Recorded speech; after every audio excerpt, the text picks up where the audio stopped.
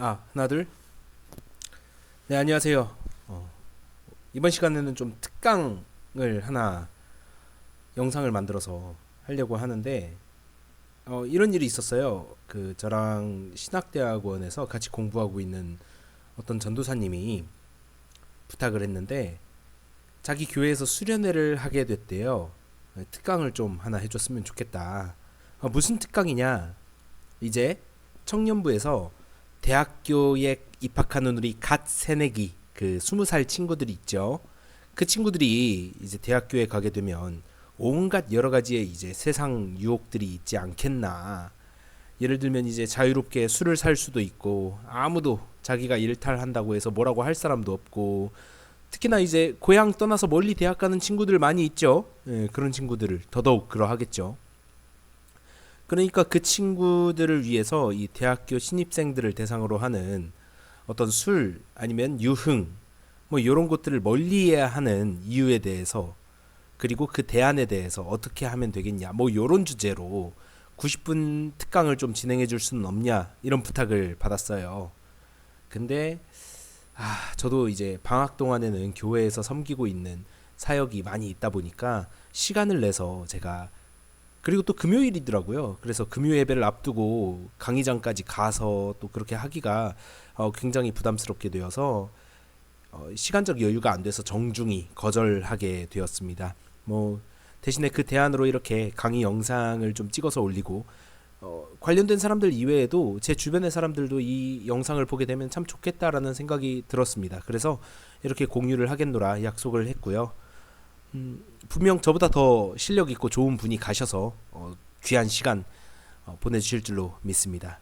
자 그러면은 저는 이제 여기에서 이렇게 시작하도록 할게요.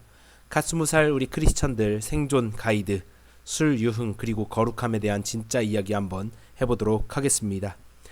술 먹지 말라라고 하면 우리가 성경적인 이유를 대봐라라고 하면은 너무나도 뻔한 이야기 많이 진행될 것 같잖아요.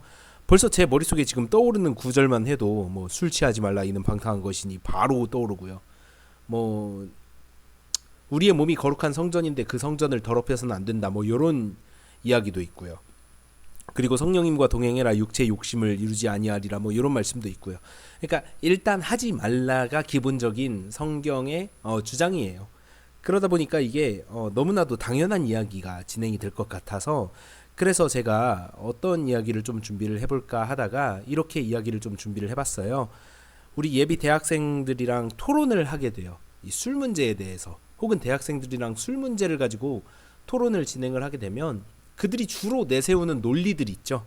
예, 그런 것들에 대한 성경적인 대답을 한번 해주는 방식으로 저희가 강의를 좀 진행을 해보면 그것도 재밌을 것 같다라는 생각을 하게 되었습니다. 그래서 이번 시간에는요 자주 언급되는 기독교인이 술 마시는 거 뭐가 문제냐 뭐 이런 거에 해당되는 그 주장들 하나하나 격파해 보도록 하겠습니다. 격파? 토론하는 거예요. 그냥 제 생각을 나누는 영상이니까요. 댓글로 여러분들의 의견 자유롭게 남겨주세요. 알겠죠? 이런 사람들 있죠. 야! 첫 번째 주장입니다. 성경에는 술 취하지 말라고 돼 있지? 마시지 말라고는 안 돼 있다. 괜찮아. 안 취하면 괜찮아. 뭐 이런 이야기. 이게 제가 기독교인은 술을 멀리해야 한다라고 하면 가장 먼저 듣게 되는 반론이에요. 이렇게 말씀하시는 분들 많이 있죠. 의외로 많은 분들이 여기에서 이렇게 말씀하시면서 술자리에 참여하는 문제 혹은 술 마시는 문제에 대해서 그렇게 대수롭지 않은 문제로 여기는 경우가 많습니다. 여러분들은 이 문제에 대해서 어떻게 생각하시나요? 학교에서 아니면은 뭐 직장에서 술자리를 거절하거나 아니면은 이러는데 어떤 선배나 어떤 상사가 야 나도 교회 다녀 임마 술 취하지 말라고 했지 술 마시지 말라는 말은 성경에 없어 뭐라고 얘기를 하겠냐는 거죠.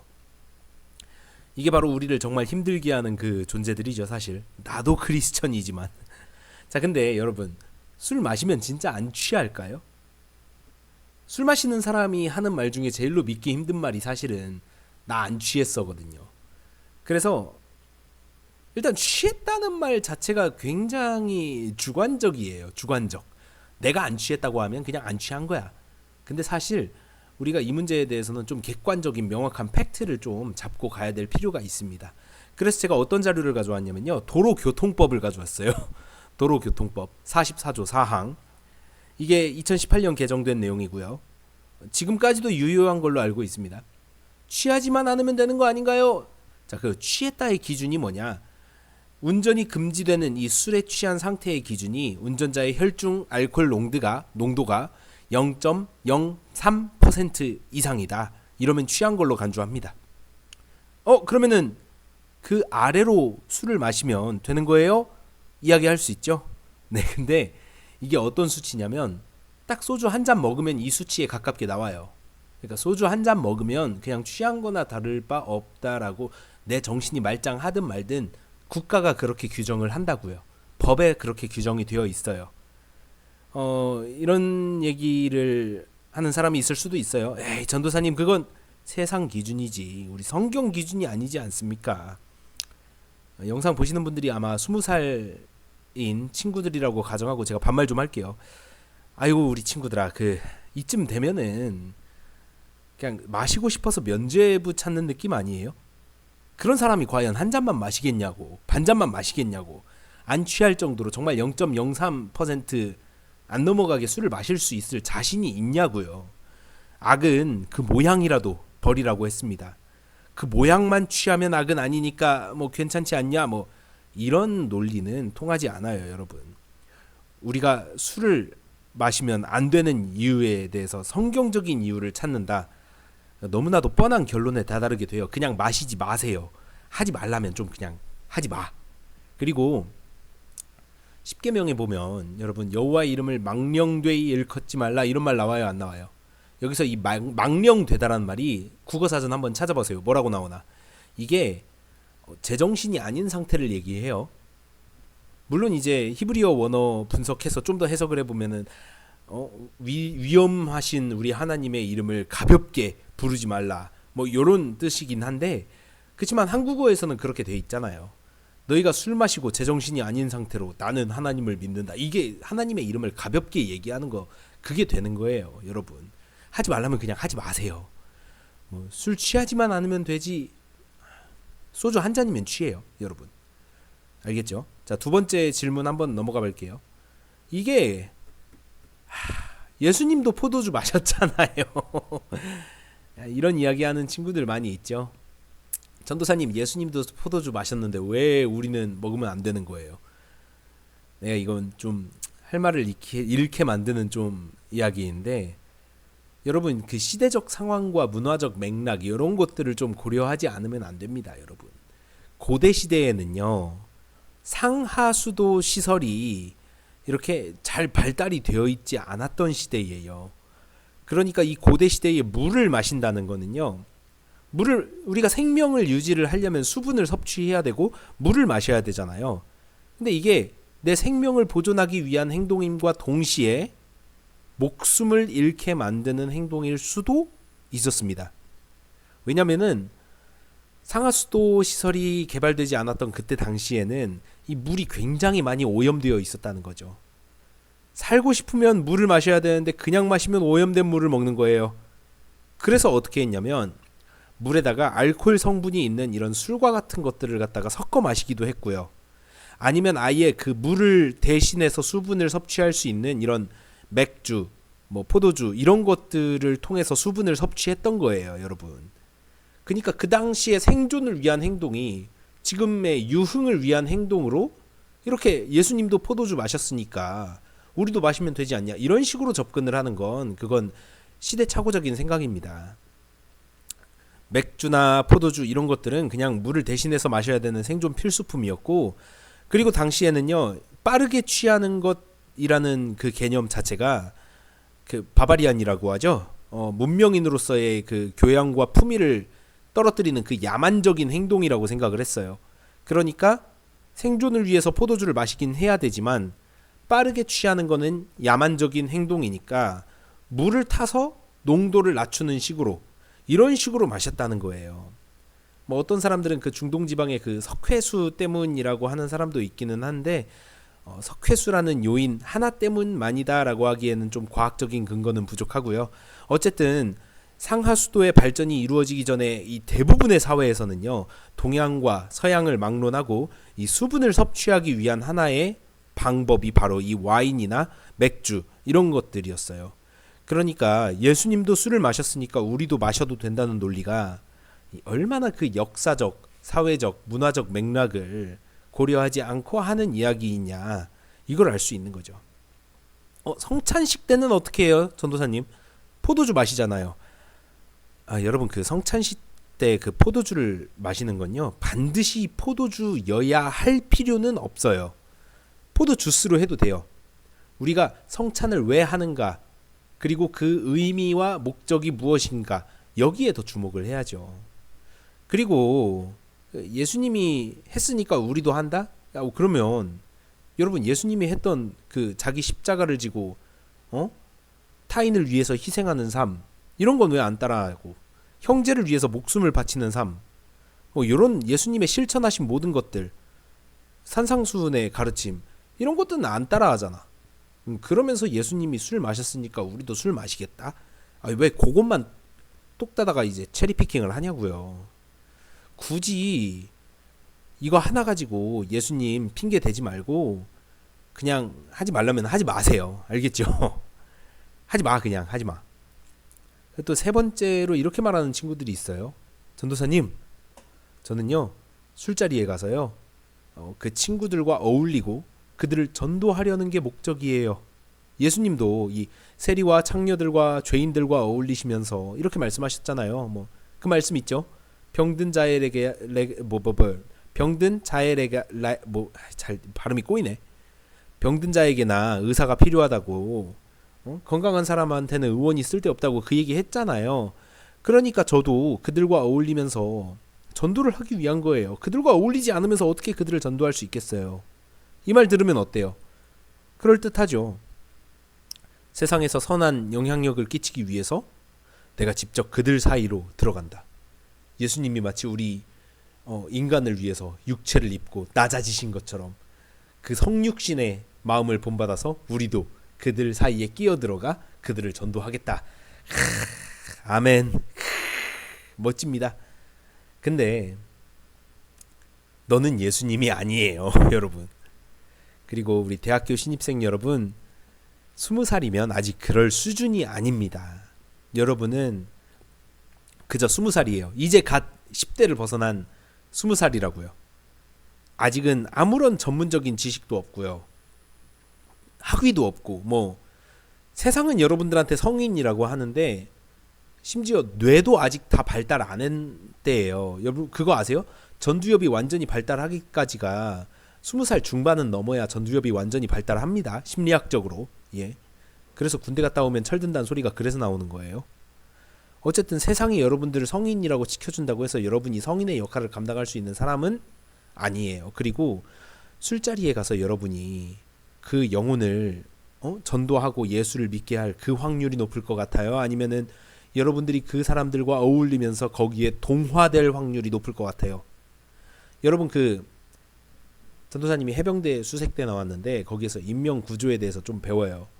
근데 거기에서 익수자가 저를 이렇게 끌어안고 물속으로 막 허우적대게 만드는 그런 훈련 과정이 있거든요. 그때 어떻게 하는지 아세요? 오히려 그 구조해야 될 사람을 물속에 집어넣습니다. 같이 빠져버립니다. 그 다음에 여기 뭐라고 해야 돼? 팔꿈치에 보면은 사람 팔이 이렇게 있잖아요. 여기 팔꿈치 있고 이렇게. 그럼 여기 이두근이랑 삼두근 사이에 여기 인대 약한데 여기 이 부분을 손가락으로 빡세게 눌러요. 그런 다음에 어떻게 하냐면 여기 아프거든요. 상당히 아파요. 여러분 한번 해보세요. 여기를 시게 누르면 손이 풀린단 말이에요. 그런 다음에 뭘 해야 되냐면 물속으로 둘이 막 엉겨 붙어 있잖아요. 지금 이 사람이 나를 막 이렇게 부여잡고 움켜잡고 그러면은 내가 물속으로 막 들어가는 거야. 일부러 깊은 데로 더. 너 나 붙잡으면은 빠진다. 그 다음에 여기를 팍 눌러요. 그런 다음에 이 사람이 손을 탁 놓으면 나는 유유히 뒤로 배영으로 도망갑니다. 이래야 돼요. 만약에 이 사람을 구하다가 내가 죽을 것 같잖아요. 그럼 안 돼요. 조던 피터슨 교수님 그 강의 영상에서 본 말이 있어요.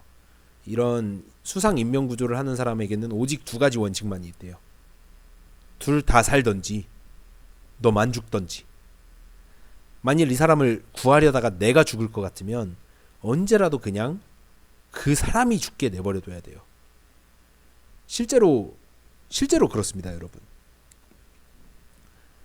그런 말도 있는데 뭐냐면 지금 당장은 여러분들이 어떤 그런 곳에 가서 선한 영향력을 끼칠 수 있는 그런 내공을 지닌 존재가 아니라는 점을 먼저 인정하셔야 돼요, 여러분. 지금 당장은 믿음의 공동체, 신앙 공동체 안에서 더욱더 여러분들의 인격을 가다듬어야 되고 더 성장해야 될 때입니다. 아직은 여러분들이 술자리까지 가서 그런 전도 활동을 하고 이럴 단계는 아니에요, 여러분. 영혼 구원의 문제도 마찬가지예요. 내 신앙이 무너질 것 같은 곳에 가서 그 사람들과 어울린다? 저는 아니라고 봅니다. 아니, 전도사님, 제가 그 사람에게 복음을 전하기는커녕 물들어 버릴 거라는 그런 확신은 어떻게 하십니까? 저를 너무 얕잡아 보는 거 아닙니까? 이런 분개감이 혹시 올라오세요? 반감이 막 올라오나요? 만약에 그런 감정이 올라오면 막 그런 생각 올라와요? 지금 혹시 내가 기필코 술자리에 가서 막 모든 사람들을 다 전도하겠다. 한번 해보세요. 그리고 성공하면 제가 틀렸다는 거 인정하고 여러분들에 대한 제 생각을 한번 고쳐먹도록 할게요. 근데 돌이킬 수 없는 강을 건너게 되면 저를 원망하지 마세요. 이게 지금 성경적인 이유에 대해서 얘기를 하지만 이 돌이킬 수 없는 강이라는 표현을 내가 왜 표현을 하냐면요. 여러분, 제가 심리학을 학부 시절에 전공을 했거든요.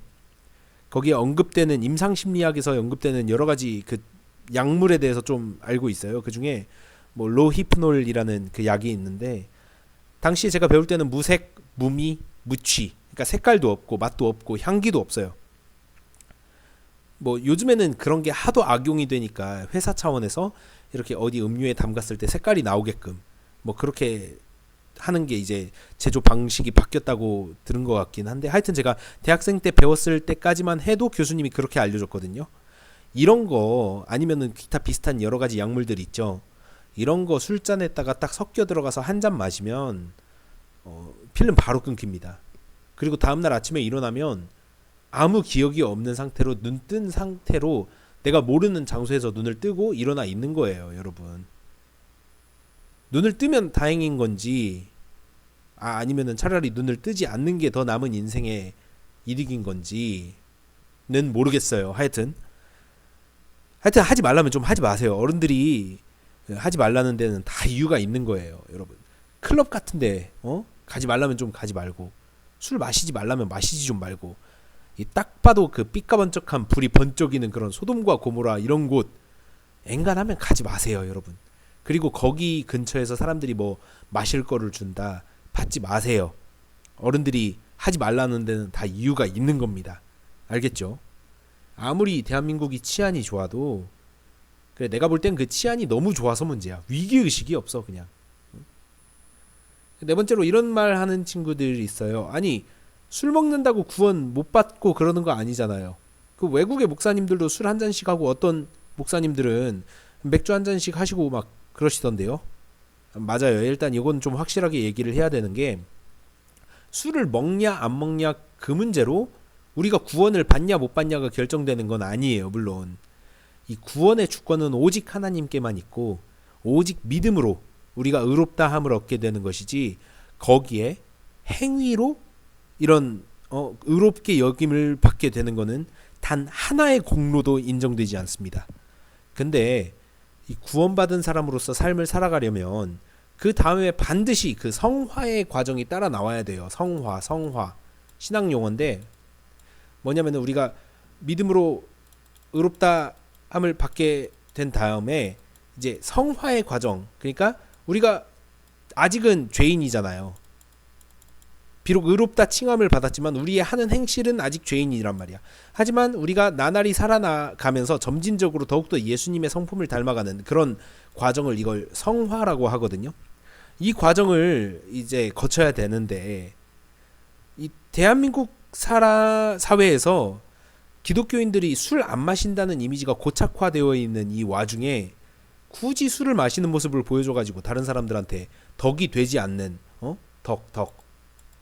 덕이 되지 않는 모습을 왜 보여주냐는 거죠. 내 말은 그걸 보는 다른 기독교인들은 그거 뭐라고 생각할까요? 아 저거 신앙 아직 미성숙하네. 야 저 목사님은 술도 마시네. 깨어있다. 이럴 것 같아요? 안 그래요 여러분. 굳이 억지로 술자리에 참석해서 술 안 마시려고 하는 다른 기독교인이 있을 수도 있잖아요. 근데 거기에서 너가 먼저 술 마시는 모습 보여줘가지고 왜 또 시험에 들게 하냐고. 바울도 내가 한 영혼이 만약에 시험을 들 것 같으면 고기 아예 안 먹겠다고 선언을 해버렸어요. 바울 선생님도. 응? 근데 여러분이 뭐라고 그렇게 그 사람을 시험에 들게 만드냐고요. 이게 왜 대한민국 기독교가 술 안 먹는 문화가 어디에서 시작됐냐면 옛날에 그 국채보상운동이라고 알아요? 국채보상운동. 옛날에 나라가 빚을 지니까 이 국민들이 발벗고 나서서 야 우리가 나라의 빚을 갚아주자라고 선언을 한 거예요. 그 와중에 기독교인들이 정말 많이 앞장섰어요. 그 방법은 뭐냐? 술 먹을 돈, 담배 필 돈 아껴서 그걸로 나라의 빚을 갚아주는 이 애국운동, 여기에서 시작된 문화란 말이에요. 그러니까 한국 기독교가 술을 안 먹는 이 문화는 곧 나라를 사랑하는 이런 긍정적인 이미지까지 끌어안고 그런 문화가 지금까지 이어져 온 거예요. 술 안 먹고 담배 핀다는 문화가. 근데 그런 상황 속에서 우리가 술을 마시는 것 자체가 그런 기독교인들의 이미지를 망가뜨리고 있고 나에 대한 사람들의 평판도, 기독교인으로서의 평판도 떨어지게 만드는데 굳이 뭐터러 그렇게 술을 마셔서 다른 사람 시험에 들게 하고 자기에 대한 평판 안 좋게 만들고 왜 그러니? 내가 적당히 술 마시면서 그 사람들한테, 다른 사람들한테 내 삶이 완벽해서 역시 기독교인은 뭔가 다르구만 하는 이미지를 다른 데서 또 심어줄 수 있으면 몰라요. 근데 그게 아니잖아. 우리의 삶이 완벽한 게 아니잖아. 그러면 적어도 술이라도 좀 금주, 절제 뭐 이런 모습이라도 좀 보여주는 게 덕이 되지 않겠어요 여러분? 그리고 여러분 스스로를 위해서도 술 먹지 마세요. 건강에 안 좋아요. 알겠죠? 뭐 주로 언급되는 네 가지의 술 마시지 말라는 말에 대한 반론, 기독교인들에 대해서 좀 알아봤는데 여기에 더 댓글 다실 분들이 있으면 더 댓글 다셔도 괜찮아요. 예, 제가 추가로 여기에다가 더 댓글 한번 달아볼게요. 알겠죠? 오케이, 알겠습니다 전도사님. 근데 우리가 술 문화, 이런 유흥 문화랑 거리를 둬야 되는 건 알겠는데 대안이 뭐냐고요. 회사 생활이나 사회생활 하다 보면 확실히 피치 못하게 그런 자리에 참여하게 될 때가 어쩔 수 없이 있을 수밖에 없어요. 굉장히 실제적인 고민일 거예요. 뭐 회식 자리에 참여를 안 할 수도 없고, 그렇다고 거기에서 분위기를 깰 수도 없고, 직장생활 저도 해봤기 때문에 그 마음 다 알고 있습니다. 그래서 여러분들한테 제가 해줄 수 있는 말이 뭐냐면, 여러분 20살이죠? 지금부터 실력을 쌓아야 돼요. 대체 불가능한 실력자가 되시기 바랍니다. 여러분 20살이죠? 갓 수능 끝났죠? 이제 막 대학생활 접어 들어갔죠? 지금은 여러분들 스스로한테 투자해야 되는 시기예요. 사회생활, 술자리 뭐 이런 거 필요 없어도, 그런 거 필요 없어도 사람들이 나를 찾게 만들면 되는 겁니다. 상황을 한번 예를 들어볼게요. 여러분이 회사 상사라고 해봐요. 상급자예요. 얘는 회식에 잘 나와. 꼬박꼬박 참석해. 술자리에서 엄청 재밌어. 막 술만 마셨다 하면 얘랑 너무 즐거워. 일은 더럽게 못해. 이런 애가 좋아요? 아니면은 술자리를 잘 참여도 안 하고 내가 주는 술 받을 때마다 막 저는 기독교인이라서 막 이러는데 일 하나는 끝내주게 잘해요. 여러분 어떤 사람 뽑을 거예요? 물론 그 애초에 여러분들 그 술자리에서의 아부가 그 실력보다 더 중요시되는 그런 회사에 입사했다? 그리고 그런 회사밖에 여러분이 못 간다? 그러면 여러분들 실력을 탓해야 됩니다. 그동안 20살에서부터 취업하게 될 때 동안 여러분 맨날 놀았다는 소리밖에 안 돼요. 여러분 실력 쌓아야 돼요. 여러분들이 20살이니까 이런 소리를 하는 거예요. 그런 곳에서 사회생활 하지 않도록 여러분들 스스로 갈고 닦으시기 바랍니다. 물론 이제 나는 진짜로 그런 실력을 키울 수준이 안 된다 생각할 수도 있어요. 저는 선천적으로 막 다른 사람보다 지능이 낮아요. 아니면 막 배우는 게 느려요. 그러면 성실하기라도 하세요. 남들보다 1시간 더 일찍 출근하고 1시간 더 늦게 퇴근하고 인사라도 똑바로 하세요. 여러분 보는 사람마다 고개 숙여서 인사하고, 시키는 일 있으면 무식하다 소리 들을 정도로 그대로 하고, 군말하지 말고 불평하지 말고 항상 긍정적으로 웃고 인사하고 예스맨이 되세요. 쟤는 뭐 저렇게 자기 인생을 왜 이렇게 답답하게 사냐, 뭐 그런 소리 들을 정도로 성실하세요. 그리고 술만 거절하세요. 어떤 일이라도 이 반복되고 패턴이 생기고 이 계속 하다 보면은 반복되고 하다 보면은 숙달되게 돼 있어요. 근데 성실함 이거만큼은요, 제가 사회생활 하면서 정말 찾아보기 어려웠던 덕목 중에 하나예요. 그런 사람이 많지가 않아요. 요즘 세상에 들어가서 인사라도 똑바로 하는 사람 제가 찾아보기가 너무 드물어요. 하지만 그런 시대이기 때문에 여러분들이 그 작은 행동 하나로 더 돋보일 수가 있는 겁니다. 그런 사람이 평소의 생활 습관도 그렇고 실력도 그렇고 뭐 성실하기까지 하고 뭐 이런 사람이 술자리만 가면은 그거를 종교적 이유로 거부를 해요. 그럼 그게 뭘로 보이겠어요? 아, 이 사람은 다르구나 이렇게 보이겠죠. 아니, 평소 행실이나 태도가 막 똑바르지도 않으면서 막 술자리만 나오면 저 기독교인이라서요 막 이런 소리 하면은 바로 꼴값 떤다는 소리 나옵니다. 그거. 예. 다니엘을 보세요. 다니엘이 왕이 주는 그 음식들 어떻게 거절할 수 있겠어요? 주저함이 없어요. 왜 그런 배짱이 있는 줄 알아요? 본인이 실력이 있으니까 그런 거예요. 또 물론 하나님이 지혜를 주셔서 실력을 갖췄죠. 근데 여러분들 실력이 없으면 성실하기라도 하시라는 말입니다. 제가 제발 부탁드립니다. 아휴, 그런 사람 많지가 않아요.